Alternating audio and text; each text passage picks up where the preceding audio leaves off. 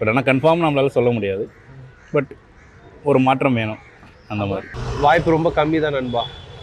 ஏன்னா ஸ்டில் அவரோட கட்சியை சார்ந்தவங்களுக்கோ இல்லை அவங்கள சுற்றி இருக்கிறவங்களுக்கு எதுனா ஒரு துயரம் நடந்தால் ஒரு வாயை திறக்க மாட்டேங்கிறாரு. இப்போ ரீசெண்டாக நடந்திருக்கோம் இல்லையா? நீங்கள் வந்து இந்த கட்சி அந்த கட்சி பார்க்க வேண்டாம். நீங்கள் பெண்கள் பாதுகாப்பை பற்றி நீங்கள் பேசுகிறீங்கல்ல, ஒருத்தர் வந்து த்ரிஷாவை பற்றி அவதூறாக பேசுறாரு, ஒருத்தர் குஷ்புவை பற்றி கேவலமாக பேசுகிறாரு. நீங்கள் பெண்கள் பாதுகாப்பை பற்றி பேசுங்கன்னா ஃபஸ்ட்டு வாயை திறக்க வேண்டியதே நீங்கள் தான். மாற்று அரசியல் வேணும்ன்ட்டு தான் நீங்கள் வந்து நிற்கிறீங்க. பட் இவங்க என்ன தப்பு பண்ணுறாங்களோ அதே தப்பு நீங்கள் பண்ணீங்கன்னா நீங்கள் எப்படி ஜெயிக்க முடியும்?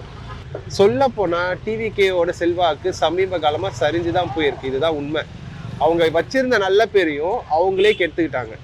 அவங்க சொன்ன மாதிரி நடந்துக்கிட்டு இந்நேரத்துக்கு அவங்க சொன்னதில் ஒரு 40% 50% நடந்திருந்தாலே இந்நேரத்துக்கு வந்து நிறைய வலு சேர்ந்துருக்கு அவங்களுக்கு. அவருக்கு இருக்கிற சப்போர்ட்ஸ் வந்து கொஞ்சம் அண்டர் ஏஜ் பீப்புள் தான் நிறைய இருக்காங்க. ஸோ அது கூட்டமாக தெரியும். அதெல்லாம் ஓட்டாக மாறுமான்றது ப்ராக்டிக்கலாக சாத்தியம் இல்லைன்னு நினைக்கிறேன். பண்ணுறோமோ இல்லையோ முதல்ல ஒரு 3 ஸ்டெப்பு இந்த மேண்டட்டரி பாலிட்டிக்ஸோட டெம்ப்ளேட் மாதிரி ஃபஸ்ட்டு பேசணும். செய்கிறாங்களோ இல்லையோ, சீமானெலாம் பார்த்தீங்கன்னா செய்கிறாரோ இல்லையோ பேசுவார். முதல்ல ஃபஸ்ட் ஸ்டெப்பு பேசணும், அதுக்கப்புறம் செயல்முறையில் அதை காட்டணும்.